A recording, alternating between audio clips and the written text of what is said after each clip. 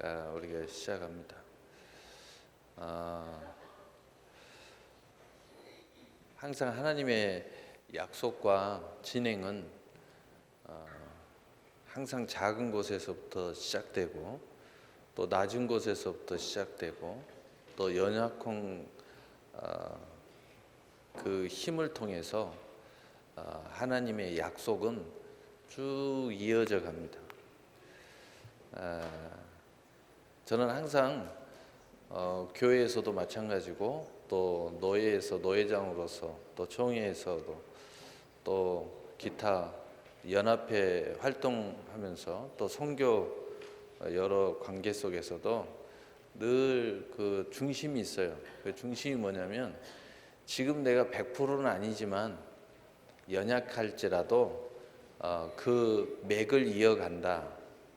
이게 아주 중요하더라고요. 그 맥을 이어주면 누군가가 또 우리가 말하는 큰 역사가 때를 이루는 아주 중요한 미랄이 될 수 있어요. 그러나 그 맥을 끊어버리면 그 다음번에 이어짐이 없어지는 거예요. 저는 항상 어디 가나 그 이야기를 꼭 해요. 이 이야기를. 어떤 단체 가서 모였는데 가보니까 3명이 앉아 있더라고요. 그런데 일은 어마어마한 일을 하고 있어요.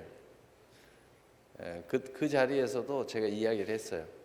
바로 여러분의 3명 때문에 앞으로 이 3명이 100명이 되고 또 2000명이 되고 3000명이 되는 역사를 당대에 이룰 수도 있겠지만 우리가 당대에 못 이루어도 우리가 이것을 맥을 이어놨기 때문에 하나님의 그 섭리 가운데서 누군가가 또 어느 지역에서 또 어느 국가에서 간 놀라운 일을 해낼 것이다. 그런 이야기를 꼭 합니다. 성탄절이나 우리 행사할 때 이렇게 보면 꼭 그런 생각이 들어요. 그럼에도 불구하고 우리는 하나님이 우리에게 주신 이 복음의 맥을 또 여러 가지 하나님의 우리 믿음의 선진들이 이어온 이것을 끊어서는 안 된다.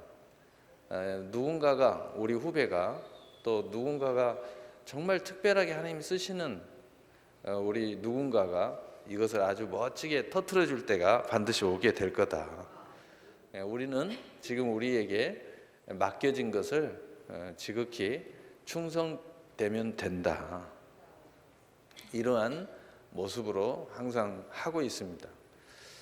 그래서 어떤 사람들은 제가 이렇게 하는 거 보면 이럴 바에 좀 안 하는 것도 좋지 않아요? 이런 말을 해요. 결코 그렇지 않다고.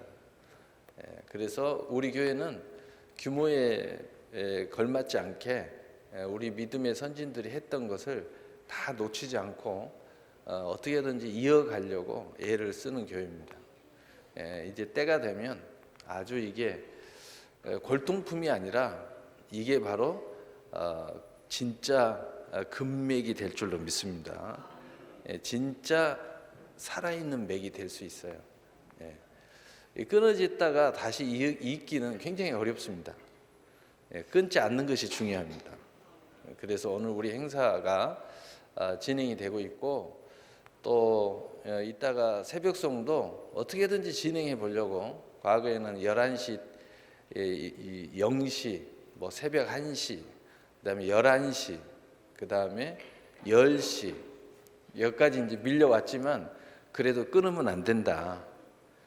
이제 언젠가 하나님이 또 기회를 주시면 진짜 11시에 넘어서 정말 휘황찬란하게 멋있게 우리 새벽송을 돌 때가 오지 않을까. 아주 멋진 행사를 하지 않을까 이런 생각을 듭니다. 우리 사도신경 하심으로써 우리 일부 예배 하나님 앞에 드리시겠습니다. 나는 전능하신 아버지 하나님 천지의 창조주를 믿습니다. 나는 그의 유일하신 아들 우리 주 예수 그리스도를 믿습니다. 그는 성령으로 잉태되어 동정녀 마리에게서 나시고 본디오 빌라도에게 고난을 받아 십자가에 못 박혀 죽으시고 장사된 지 사흘 만에 죽은 자 가운데서 다시 살아나셨으며 하늘에 오르시어 전능하신 아버지 하나님 우편에 앉아 계시다가 거기로부터 살아있는 자와 죽은 자를 심판하려 오십니다. 나는 성령을 믿으며 거룩한 공교회와 성도의 교제와 죄를 용서받는 것과 몸의 부활과 영생을 믿습니다. 아멘. 우리 오늘 하나님의 말씀 보겠습니다. 마태복음 2장 1절에서 12절 우리 읽어야 되니? 읽어야 된답니다. 우리 함께 읽겠습니다. 헤로드 왕 때 예수께서 유대 베들레헴에서 나심에 동방으로부터 박사들이 예루살렘에 이르러 말하되 유대인의 왕으로 나신 이가 어디 계시냐? 우리가 동방에서 그의 별을 보고 그에게 경배하러 왔노라 하니 헤롯 왕과 온 예루살렘이 듣고 소동한지라. 왕이 모든 대제사장과 백성의 서기관들이 모아 그리스도가 어디 나느냐 물으니 이르되 유대 베들레헴이오니 이는 선지자로 이렇게 기록된 바 또 유대 땅 베들레헴아 너는 유대 고을 중에 가장 작지 아니하도다. 내게서 한 다스리는 자가 나와서 내 백성 이스라엘의 목자가 되리라 하였음이니라. 이에 헤롯이 가만히 박사들을 불러 별이 나타난 때를 자세히 묻고 베들레헴으로 보내며 이르되 가서 아기에 대하여 자세히 알아보고 찾거든 내게 고하여 나도 가서 그에게 경배하게 하라. 박사들이 왕의 말을 듣고 갈새 동방에서 보던 그 별이 문득 앞서 인도하여 가다가 아기 있는 곳 위에 머물러 서 있는지라. 그들이 별을 보고 매우 크게 기뻐하더라. 집에 들어가 아기와 그의 어머니 마리아가 함께 있는 것을 보고 엎드려 아기께 경배하고 보배압을 열어 황금과 유황과 모략을 예물로 드리니라. 그들은 꿈에 헤롯에게로 돌아가지 말라 지시하심을 받아 다른 길로 고국에 돌아가니라. 아멘. 누가복음 2장은 저만 읽겠어요. 누가복음 2장 12절 너희가 가서 강보에 쌓여 구위에 누워있는 아기를 보리니 이것이 너희에게 표적이니라 하더니. 아멘. 우리 신유자 형사님이 특별 우리 찬무 찬양 읽겠습니다. 네, 올라오셔서 박수 한번 칠까요? 네.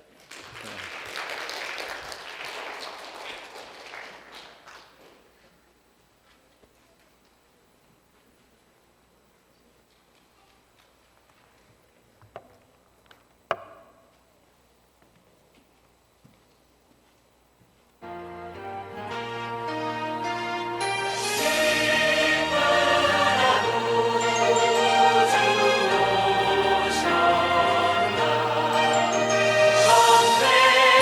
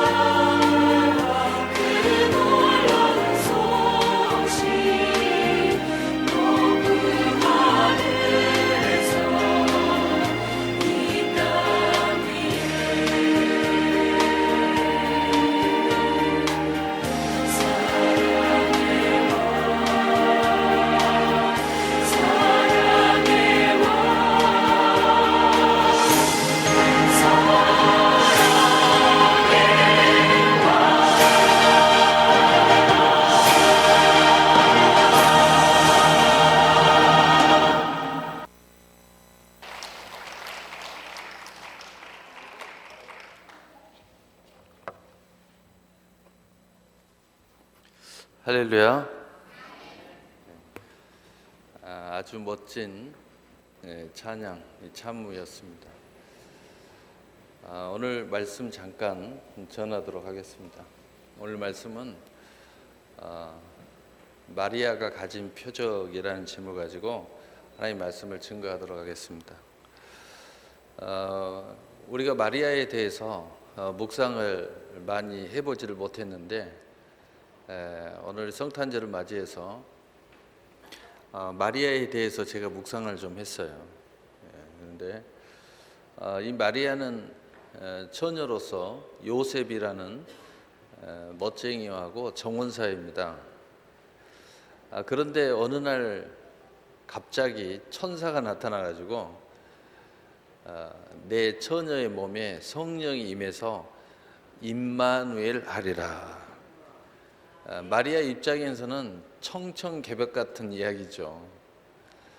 그런데 이 정말 성령이 임한 거예요. 잉태가 된 겁니다. 마리아가 당황하죠. 그런데 그 계시의 음성과 환상 가운데에서 그 약속을 받았지만 인간이 얼마나 연약한지 두려워합니다. 그래서 정원자인 요셉에게 그 사실을 알립니다. 근데 요셉은 처음에 그 사실을 접했을 때에 내 정원녀가 혹시 다른 좋아하는 남자가 있었나 보구나 이렇게 생각하고 조용히 그 사실을 덮고 파원을 하고 조용히 마무리하려고 합니다. 그런데 마리아가 그 사실을 알리는 거예요. 구체적으로. 그런 상황 속에서 또 천사가 요셉에게 나타나가지고 네 정원녀 마리아 데려오기를 두려워하지 말라. 이는 하나님께서 성령으로 그를 잉태하사 임마누엘을 하신 것이다. 이 요셉이 그 사실을 자기 혼자 받아들이기가 굉장히 너무 크잖아요. 근데 마리아가 와서 그 이야기를 똑같이 하는 거예요. 그리고 그 몸에는 잉태가 된 거예요. 자, 처음에 마리아의 표적은 천사가 나타나서 계시였죠. 그런데 이 계시는 믿음의 표적입니다. 그런데 몸이 잉태가 됐어요. 마리아는 정말 남녀 관계를 해본 적이 없는데 그리고 나서 두 번째 표적을 자기 몸에 가진 거예요.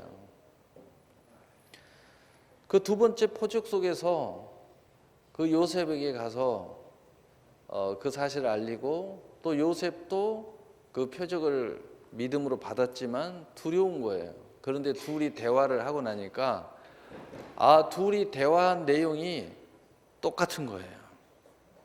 세 번째 표적을 이들이 가진 겁니다. 그리고 나서 요셉과 마리아는 아주 그 표적에 대한 확신을 하는 겁니다. 하나님께서 이렇게 하셨구나. 이렇게 한 겁니다. 그럼에도 불구하고 이 요셉과 이 마리아는 그것을 믿음으로 지켜나갔지만 모든 사람에게 알릴 수가 없었습니다. 두려웠기 때문이죠. 그래서 오로지 두 사람만이 그 사실을 간직하고 요셉과 마리아는 확실하게 믿었어요. 그 이유는 뭐냐면 그 이후에 두 사람이 같이 결혼도 하고 살았지만 뭐라고 했느냐? 요셉이 마리아와 동침하지 아니하였더라. 언제까지요? 예수님이 태어날 때까지. 절대 가까이 하지 않았어요. 각방을 썼어요. 왜냐? 하나님의 그 약속을 그대로 이루어야 되니까. 그러나 모든 사람에게는 알리는 것을 두려워했어요. 그런데 더 놀라운 사실은 이 어마어마한 왕이신 사람이 지금 이 마리아의 몸을 통해서 나오는데 뭔가 막 기적이 일어나고 놀라운 막 축복이 일어나고 놀라운 막 권능이 일어나야 되는데 자기들의 삶은 너무 낮은 삶이었어요.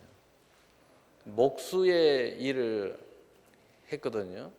그 당시에 목수라 하면은 우리나라로 하면 천민급에 속합니다. 너무 낮은 삶이었어요. 넉넉하지도 않아요. 너무 가난한 삶이었습니다. 여러분, 사람은 항상 보여지는 것, 오감을 통하지 않고 그 보는 표적들은 그것들의 힘이 우리의 믿음을 견고하게 해주지를 못해요. 왜냐하면 우리 인간은 훨씬 더 오감을 통해서 보는 것이 진실되게 느껴지기 때문이에요. 그래서 물과 성령으로 거듭나지 아니하면 보이지 않는 약속이 더 중요하다고 말하기가 어렵습니다. 근데 마리아와 요셉은 분명히 이게 중요하다고 하면서도 매우 어려움이 있었고 또 이것을 공개적으로 말할 수 없이 둘만의 비밀이었습니다. 그리고 삶이 너무나 고단하니까 과연 이것이 진짠가 하는 여러 가지 도전과 해방이 있었을 겁니다. 왜냐하면 삶은 여전히 모든 만민의 왕이 태어난다는데 자기들에게는 아무런 변화가 일어나지 않았기 때문이에요. 그런데 이 마리아가 결정적으로 가진 표적이 오늘 밤에 일어나는 거예요. 마리아와 요셉이 이제 유월절을 맞이해서 이 사람들은 하나님을 경외하는 사람들이기 때문에 하나님의 이제 전을 찾아가고 또 하나님 앞에 예배드리기 위해서 모입니다. 그리고 또 이 호구 조사 여러 가지 이유도 있었고 여러 가지 이유 때문에 이제 베들레헴에 들어가게 됩니다. 그런데 유숙할 곳이 없어요. 돈을 주고라도 아주 조그마한 여관이라도 좀 장이라도 좀 호텔은 아니어도 몸을 의지할 곳이 없는 거예요. 그런데 자기 아내 배는 남산만한 거예요. 어느 순간에 이게 지금 왕이신 예수 그리스도 임마누엘의 하나님이 태어날 줄 모르는 상황이 벌어지고 있는데 도무지 하나님은 멋진 것으로 인도를 안 하고 계십니다. 근데 결국은 어디로 들어가셨느냐? 마국간, 말들이 기거하는 마국간에 자리를 잡았습니다. 마국간에 자리를 잡았는데 해산에 진통이 오는 거예요. 그래서 결국은 마국간에서 예수님을 낳게 된 겁니다.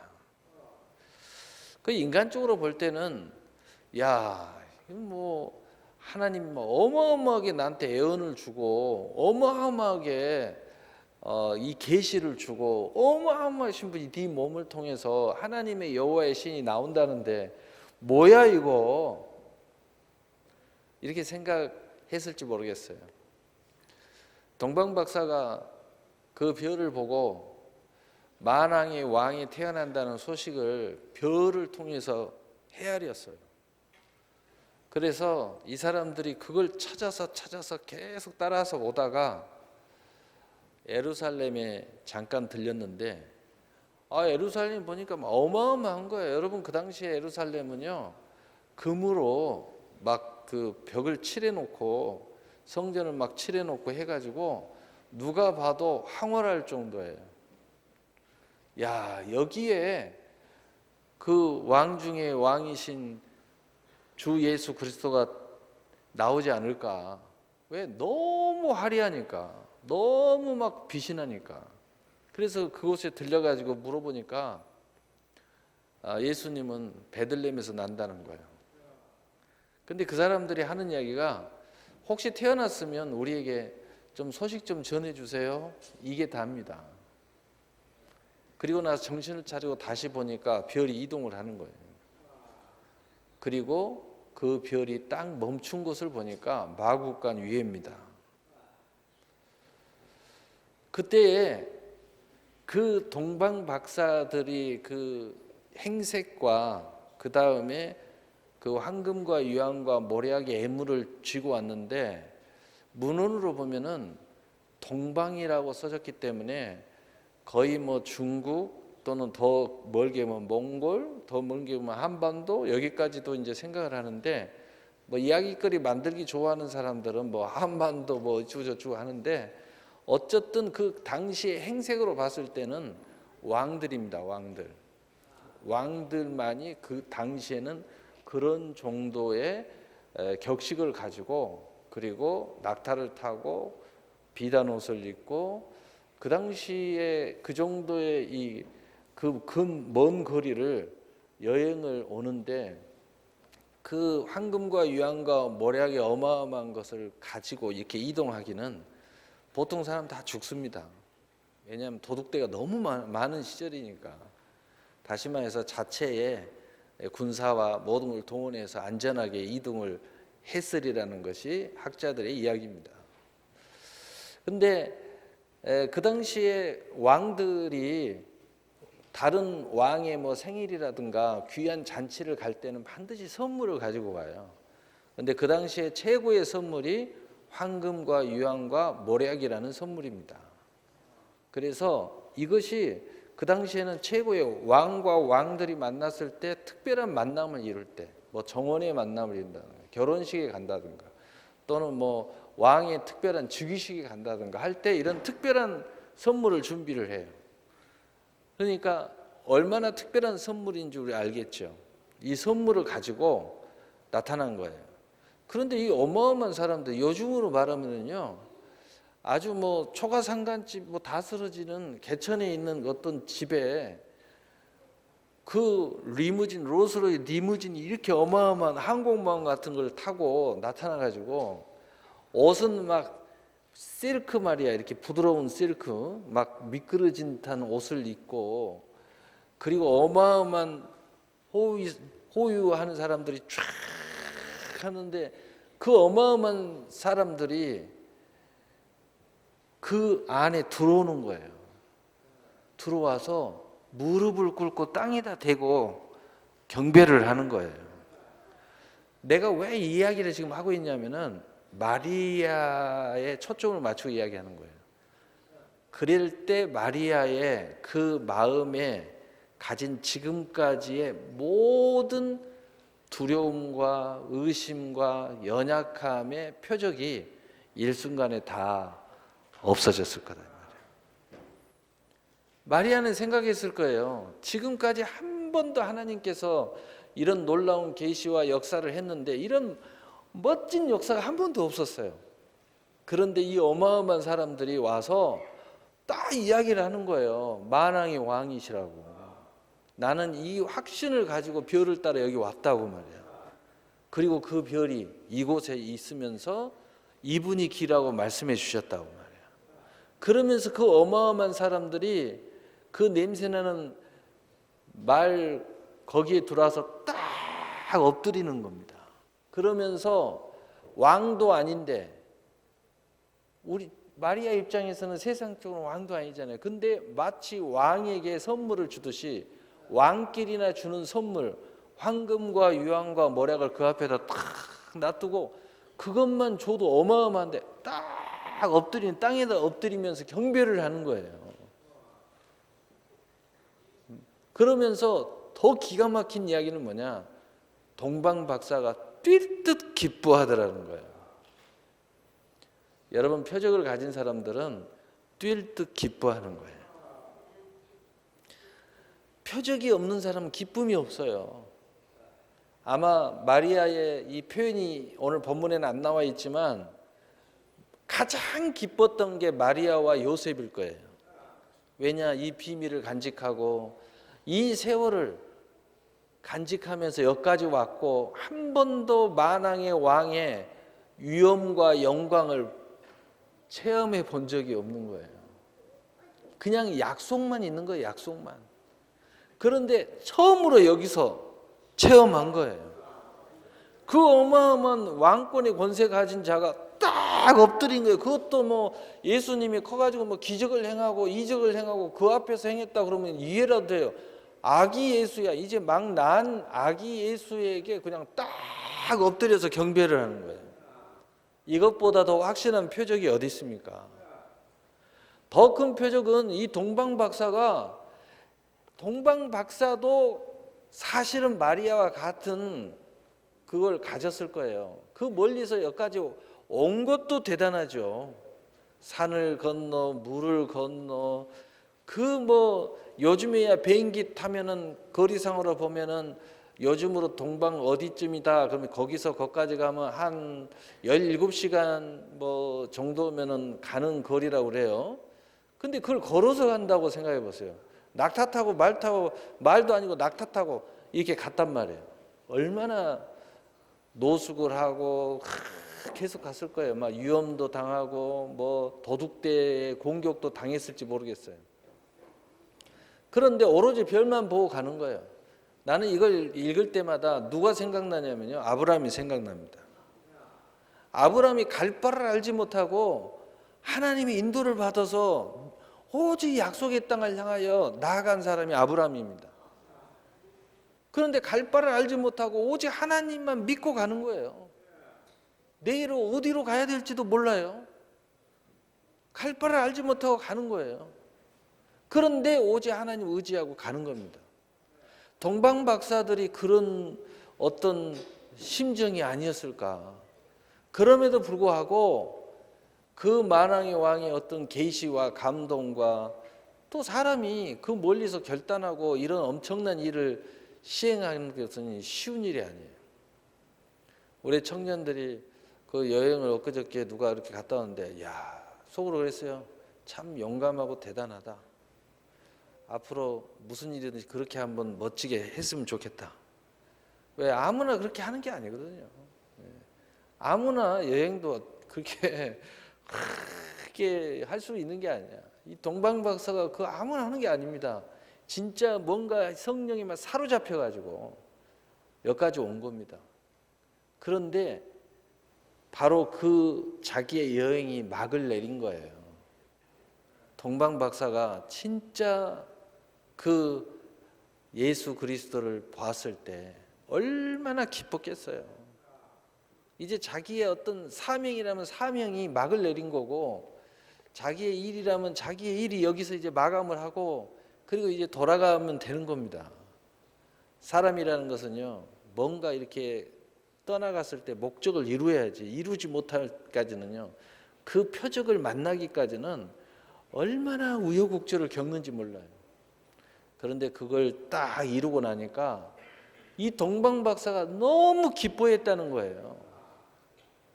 그런데 이 마리아가 가진 표적은 사실 동방 박사에 비하면 아무것도 아니죠. 거기에다가 이 목동들의 표적은 또 더 대단합니다. 여러분 이 표적에 대한 것은 내일 또 설교가 있기 때문에 조금만 하려고 합니다. 서론만.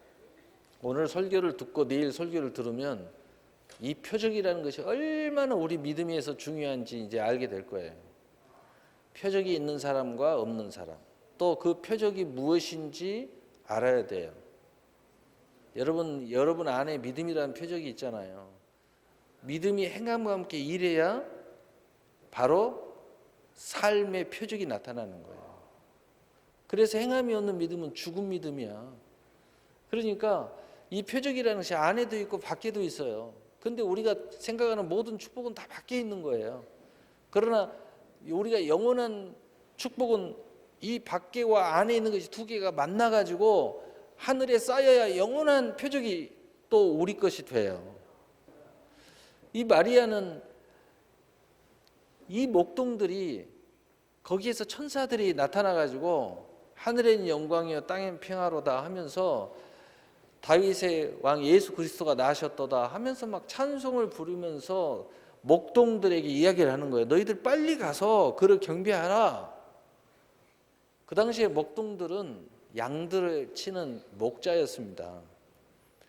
그런데 이 목자들이요 양들을 내버려 두고 그 아기 예수를 경배하러 갑니다.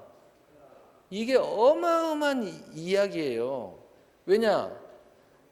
목자가 이 양들을 내버려 두고 간다는 사실은 이것은 있을 수 없는 이야기입니다. 여러분, 이 이야기를 딱 들을 때에 누가 생각나냐면 베드로가 생각났어요. 예수님이 베드로야, 내가 너를 사람을 낚는 어부가 되게 하리라 라고 할 때에 베드로가 배를 버렸습니다. 그리고 가족도 버렸어요. 그리고 주님을 쫓아갔습니다.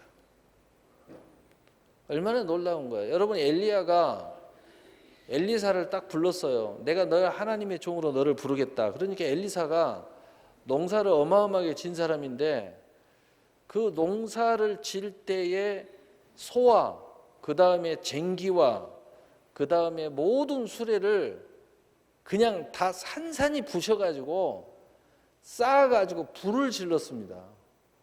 그리고 그 소를 잡아가지고 하나님 앞에 제사를 지내고 그리고 나머지 모든 고기는 동네 사람들에게 다 나눠줬습니다. 그리고 자기는 이제 자기의 삶의 모든 재산을 다 불태워버리고 그리고 엘리야를 따라갔습니다. 이게 바로 부름이에요, 부름. 바로 이 목자들이 양치는 목자가 양들이 막 양들 그 TV 한번 봤죠. 양들이 얼마나 많아요. 근데 그걸 내버려 두고 예수님을 경배하러 간다는 것이 이게 쉬운 일이 아니에요. 그런데 그것보다도 중요한 천사의 소리를 들은 거예요. 복음을 들었단 말이에요. 복음이 이 양들보다 더 귀한 거였어. 이 양들을 내버려 두고 이거 잃어버릴까 뭐 걱정보다도 더 중요한 것은 예수님, 아기 예수님을 가서 경배하는 것이 더 중요했어요. 이게 더 중요한 거예요. 그러니까 이들이 갔습니다. 가서 뭐 했느냐? 마리아에게 또 하나의 표적을 제시했습니다. 이들이 그곳에 와서요, 천사들이 내려와가지고 지금 여기에 계신 분이 만왕의 왕 예수 그리스도라고 그냥 동네방네 외치고 다니는 거예요. 그리고 마리아에게 특별히 천사들이 하는 모든 이야기를 전합니다. 마리아가 성경에 뭐라고 써있어요? 그것을 마음에 담아두더라. 그것을 깊이 듣고 마음에 품었다는 거예요. 아마 마리아는 또는 요셉은 이제 생각했을 겁니다. 이제는 됐다. 나는 이분을 위해서 이제 평생 죽어도 좋다. 이제 내가 가지고 있는 모든 것들은 이제 더 이상 흔들릴 일도 없고 의심할 일도 없고 이제 여기서 나는 원이 없다. 앞으로 일어날 모든 이들을 당당하게 믿음으로 감당할 것이다. 아마 그런 의지를 불태웠지 않았을까.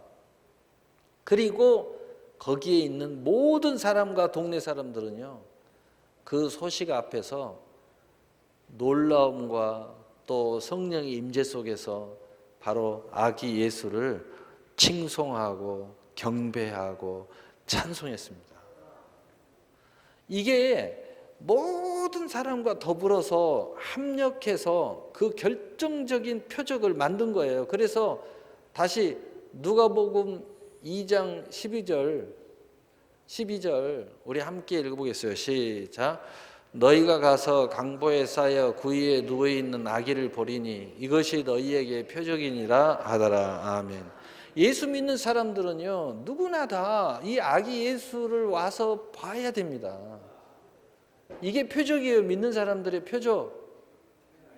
여러분의 믿음이 삶 가운데 그때그때마다 하나님께서 실상과 증거의 성취를 줄 때마다 그 표적을 여러분이 봐야 됩니다.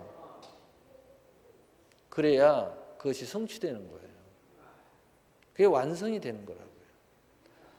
여기 와서 동방박사나 목동들이나 마리아나 요셉이나 동네 모든 사람들이나 나중에 성전에서 만난 시몬이나 안나나 바로 이 예수님을 보는 순간 그들이 마음속에만 품었던 믿음의 표적이 완성된 겁니다.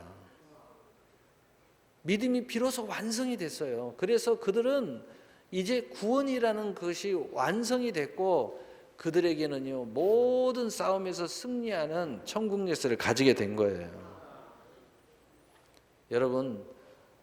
여러분이 이 표적을 꼭 보시고 완성시키시는 근본 성탄 절기가 되시기를 예수님의 이름으로 축복합니다. 사랑의 하나님 아버지 감사합니다.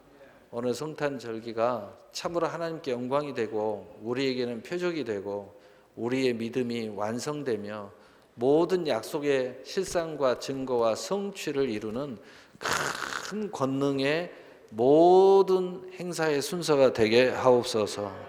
예수님의 이름으로 기도합니다. 아멘. 여러분 메리 크리스마스. 불 좀 꺼주세요. 네, 오늘은 바로 우리 크리스마스 전날 우리 전야제가 있는 날인데요. 많은 이제 세상 사람들은 크리스마스라고 하면 쉬는 날이고 또 막 커플들이 데이트하고 그런 날로 보통은 생각을 하지만 우리에게는 크리스마스가 사실 그런 날이 아니죠. 크리스마스는 어떤 날이죠, 여러분? 예수님이 오신 날이에요. 예수님이 오신 날은 왜 기쁜 날인가요? 우리를 구원해 주시려고. 저희 중고등부 아이들하고 저희가 올 한 해에 굉장히 성경을 많이 읽었는데요. 마가복음에서 빌립보서, 에베소서, 예레미야, 시편 이런 많은 것들을 읽고 또 요한계시록도 같이 읽고 지금은 애들하고 에베소서를 같이 읽고 있어요. 근데 에베소서에서 바울이 에베소 교회 사람들에게 이르기를 뭐라고 이야기를 하느냐면 우리가 죄 때문에 하나님과 원수되었었다라고 이야기를 해요. 근데 주 예수 그리스도로 말미암아 우리가 원수되었던 하나님과 이제는 화평하게 되었다라는 이야기를 바울이 이야기를 합니다. 그것처럼 우리가 이 크리스마스는 하나님과 우리가 굉장히 죄 때문에 원수가 된 것처럼 너무너무 힘든 삶을 살다가 예수 그리스도로 말미암아 우리가 하나님과 화평하고 잘 지낼 수 있게 예수님으로 말미암아 그렇게 된 날입니다. 우리가 그 사실을 늘 기억하면서 이 성탄절을 우리가 예수님으로 말미암아 하나님과 사이좋게 하나님에게 늘 기도하고 기쁘게 예배할 수 있는 날이구나라는 것을 여러분이 기억해 주셨으면 좋겠어요. 근데 오늘 이 전야제는 바로 평소와 다르게 이 아이들과 저희가 모두가 다 참여해서 하나님 앞에 직접 예배를 드리는 날이에요. 그동안은 우리가 예배하는 게 단순히 목사님이 나와서 설교하고 앉아서 듣고 이렇게만 생각을 했었지만 이제는 직접 이 차례차례 순서들을 이 아이들이 같이 준비해서 예배를 드리는 귀한 날입니다. 아이들이 처음에 이 율동을 이제 준비하는 걸 별로 안 좋아하는 것 같아서 이번 전야제 때는 애들아 너네 율동 안 하고 그냥 찬양이나 부를래? 이렇게 했더니 아이들이 싫어요. 저희 율동하고 싶어요. 이렇게 이야기를 해서 추진된 이번 순서입니다. 이제 우리 저학년 아이들이 올라와서 준비해 주세요. 네, 이제 올라와서 이제 귀여운 율동으로 오늘 이 전야제를 시작하도록 하겠습니다.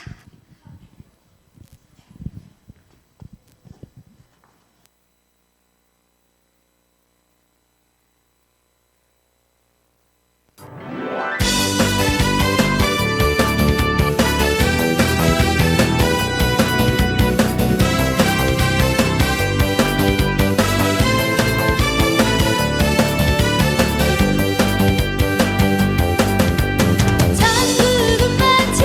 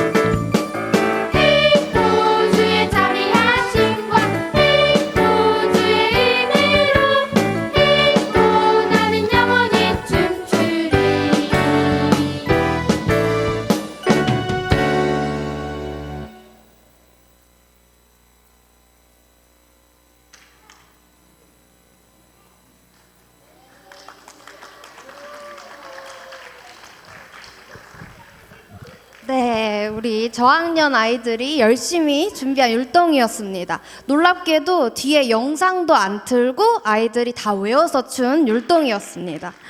한 번 더 박수 쳐주세요. 네. 다음 순서를 가기 전에 간단한 한번 성경 퀴즈를 해서 아이들이 좋아할 만한 이 귀여운 캐릭터 동전 지갑을 걸고 한 문제를 한번 내보려고 합니다. 굉장히 넌센스가 아니라 진짜 성경 퀴즈예요. 별로 어렵지 않은데요. 예를 들면 마태복음을 쓴 사람은 누굴까요? 마태복음을 쓴 사람은 누굴까요? 누가 썼을까요? 미영이? 아니 민이? 그쵸, 마태가 썼어요. 이건 연습 문제였고, 그렇다면 사도행전을 쓴 사람은 누굴까요? 사도행전을 쓴 사람은 승환이? 사도? 아닙니다. 사도행전을 쓴 사람은 누굴까요?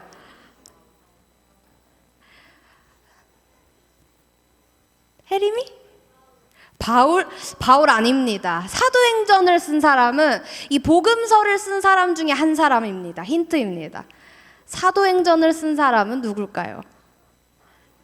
우리 복음서 4개 한 번씩 이야기해 볼까요? 아까 마태복음, 또 누가복음, 마가복음, 요한복음 있죠. 이 4사람 중에 한 사람이에요. 맞춰볼까요? 다해? 그러니까 사람 이름이 뭐죠? 누가. 네, 정답은 누가입니다. 다해 나와서 받아갑시다. 네, 사도행전을 쓴 사람은 누가예요, 누가. 나와서 받아가세요. 네. 그래서 보통은 누가행전이라고 불러요. 누가복음과 사도행전을 같이 썼다고 해서. 네, 다음 순서는 저희 중고등부 학생부 아이들이 준비한 순서인데요. 올라가 주시죠. 네, 매년 준비하고 해서 하는 수화인데 저희 수화가 원래는 늘 남자아이들만 모여서 했었는데 올해는 이제 여자아이들과 같이 준비했습니다. 많은 박수 부탁드립니다.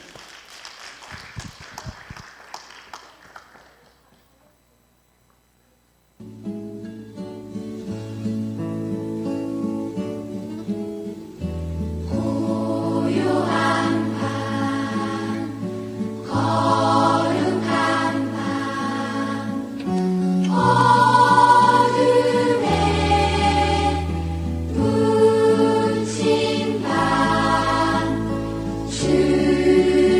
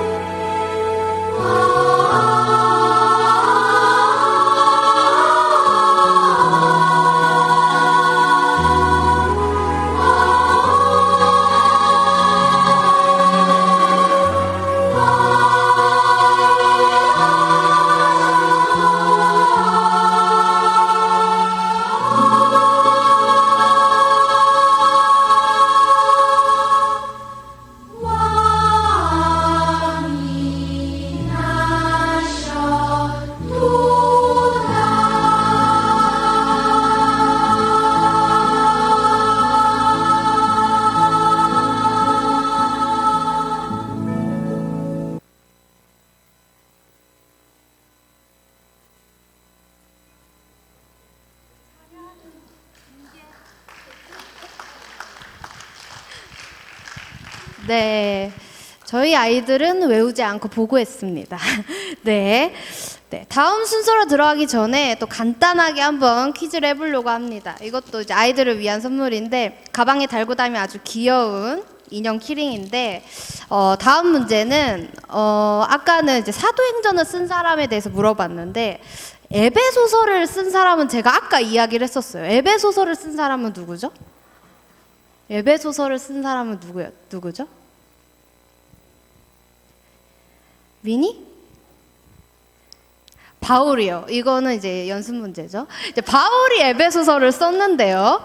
이제 바울이 이제 많은 서신서를 썼어요. 근데 바울이 이제 감옥에 갇혔을 때 쓴 서신서를 뭐라고 부르는지 혹시 아시나요? 네 글자입니다. 감옥에 갇혔을 때 쓴 네, 옥중서신이에요. 네. 근데 네, 진짜 문제는 이겁니다. 옥중서신 이제 감옥에 갇혀서 썼는데 어디에 있는 감옥에 갇혀서 쓴 걸까요? 어렵죠. 근데 교회를 다닌다면 이 정도는 알아줘야. 네. 옥중서신인데 바울이 어디 감옥에 갇혀서 쓴 서신서일까요? 우리 중고등부 모를 리가 없는데 어디에 갇혀서 썼을까요? 나라 이름입니다. 나라. 두 글자예요. 혜경이? 로마입니다. 네, 로마 감옥에 갇혀서 네. 네. 못 맞추시네요. 여러분 모르신다면 이제 기억하시면 돼요. 바울이 로마에 있는 감옥에 갇혀서 쓴 서신서입니다. 네, 다음 순서는 바로 우리 보고와 다니가 준비한 바이올린 연주인데요. 올라와 주세요. 네. 요즘 아주 찬양단에서도 다양한 악기로 이렇게 실력을 뽐내고 있는데 오늘은 바이올린 연주를 준비했다고 합니다. 많은 박수로 맞이해 주세요.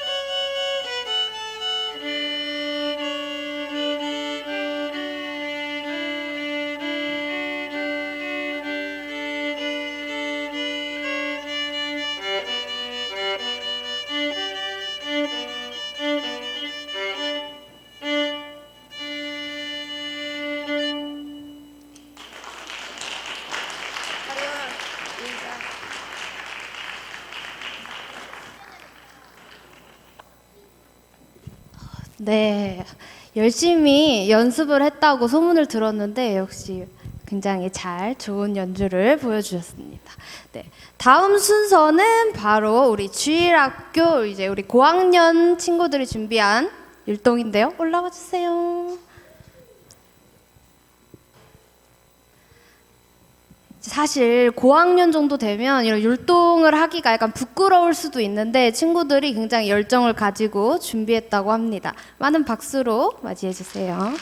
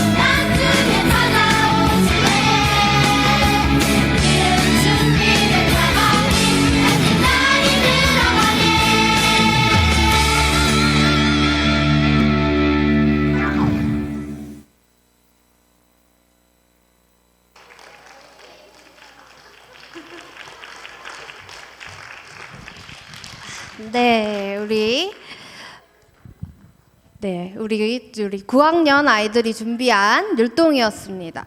우리 고학년 아이들도 이 율동을 다 외워서 준 이 율동이었습니다. 이번에는 이제 저희가 아이들이 다 같이 모여서 이제 기쁜 노래를 불러드리려고 준비한 순서입니다. 합창 시간인데 아이들 다 올라와 주세요. 네, 준비한 팀은 우리 주일학교부터 우리 학생부 친구들하고 또 청년부까지 우리 모두가 준비한 합창입니다. 네, 많은 박수 맞으세요.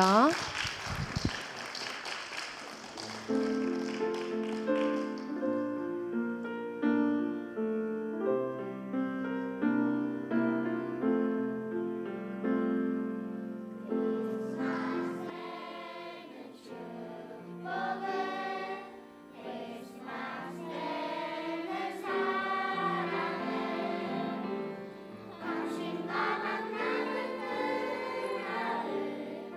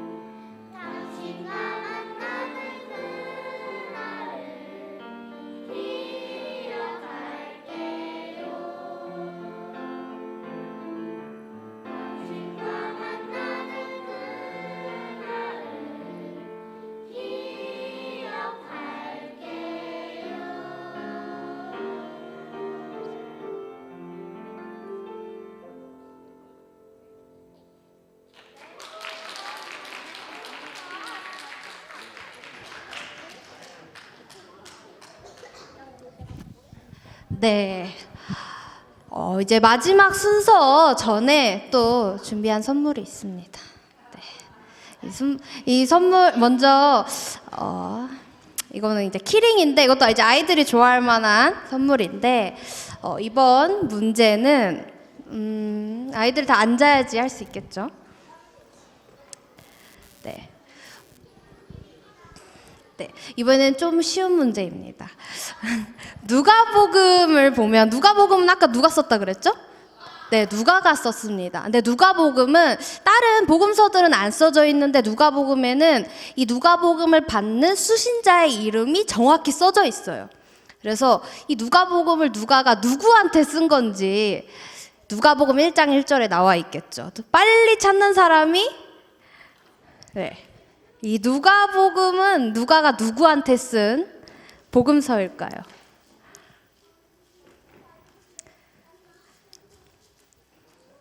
재율이 알아요? 아닙니다. 아닙니다. 누구한테 썼을까요? 이 세례 요한 아닙니다. 네, 수연이? 데오빌로가 정답입니다. 네, 나오세요. 네. 누가복음은 누가가 데오빌로에게 썼다고 1장 1절에 써져 있습니다. 네, 다음 선물은 이제 모두가 받아도 기분 좋은 겨울에는 우리 하나씩 다 이거 들고 다녀야 되잖아요. 립밤입니다. 립밤. 이거는 조금 어려울 수도 있어요. 우리가 잘 아는 베드로에 대한 이야기입니다. 베드로가 예수님께서 베드로한테 물어봐요. 많은 사람들이 나보고 뭐라고 하더냐. 그랬더니 베드로가 뭐라고 이야기하냐면 당신은 주 예수 그리스도십니다라고 고백을 하는 장면이 있어요. 그래서 유명한 베드로의 고백의 장면이라고 하는데 이 말을 한 지역이 어디일까요? 힌트를 드려야겠죠? 조금 길어요. 7글자입니다. 마가복음 8장 27절에 나옵니다. 베드로가 예수님은 주 예수 그리스도십니다라고 고백한 장소. 교회를 다닌다면 이 정도는 외워야 돼요, 여러분. 미니. 네, 맞아요. 정답입니다. 가이사라 빌립보입니다. 나오세요.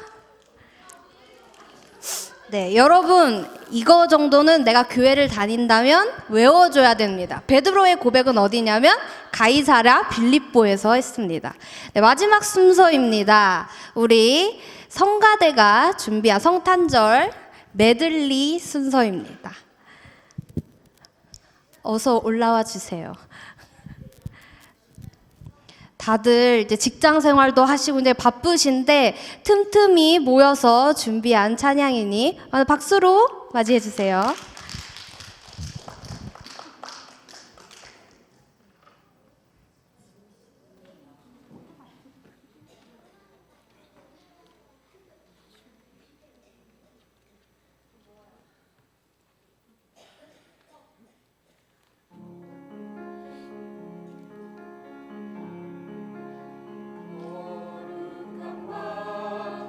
빛이 찬란한 늘 어느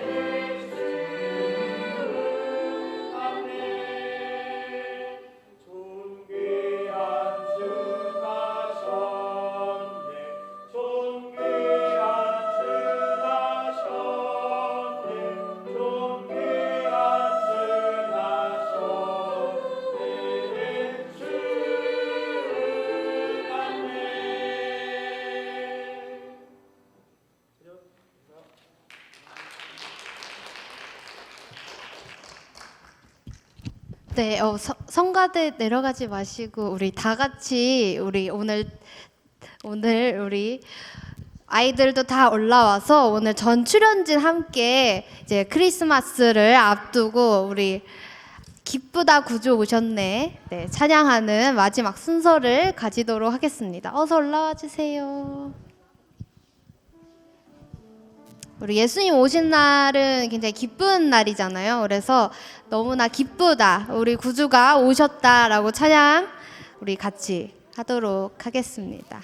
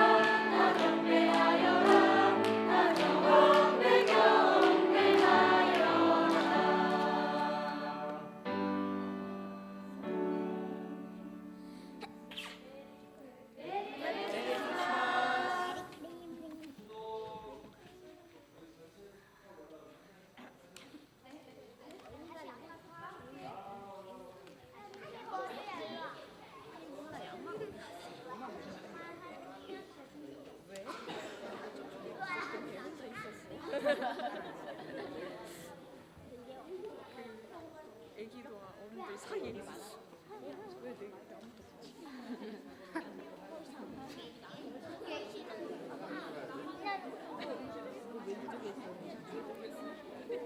아무도 없지?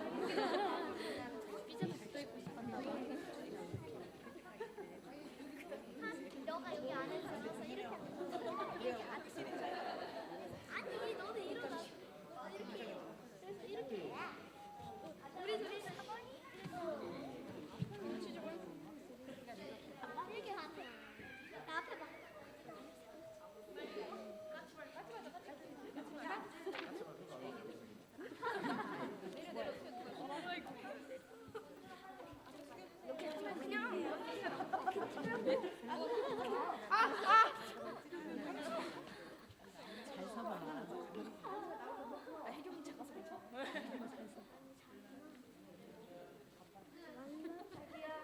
빨리 와. 이제 안 오면 늦었어. 이렇게 말할게. 이렇게 숙이고.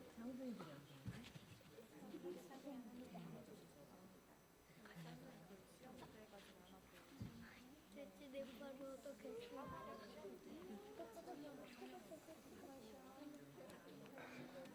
아 뭐야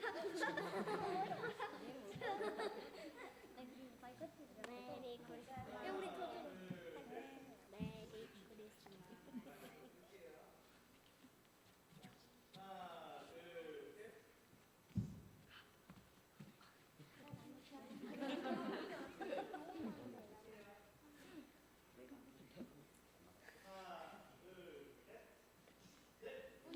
나 계속 이러고 있어.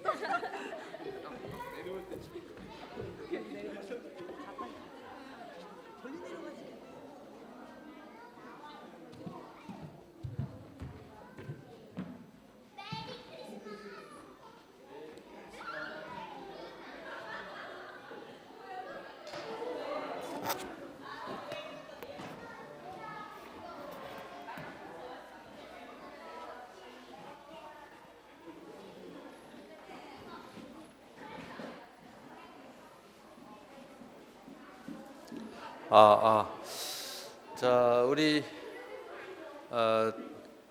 순서가 다 끝나고 이제 축도하면 끝납니다. 아래층에는 약간의 다과가 준비되어 있습니다. 원래 그 발표를 한다든가 연주를 하고 나면 디프를 하는데 사실은 출연진들은 삼겹살 파티하고 이 관객들은 밑에서 약간의 다과 파티를 하더라고요. 저도 여러 번 가보니까 우리도 끝나고 밑에 약간의 요기가 있으니까 여러분 차라도 한 잔 나누시고, 그 다음에 새벽송 도시는 분들은 밑에서 다과하시면서 좀 준비 좀 해주시고 이렇게 하면 될 것 같습니다. 메리 크리스마스. 네, 지금은 우리 주 예수 그리스도의 은혜와 하나님의 무한하신 사랑하심과 성령님의 내주임재 교통 역사 지켜 보호하심이 오늘 성탄절 우리 전야제에 참여한, 또 이것을 위해서 준비하고 애쓰고 수고하고 또 오늘 이 시간에 표적을 함께한 우리 사랑하는 모든 주의 백성들 머리머리 위에, 그 가정과 직장과 기업과 기도하는 모든 제목들 위에 이제로부터 영원토록 함께 있을지어다. 아멘. 하나님께 영광의 박수 올리겠습니다.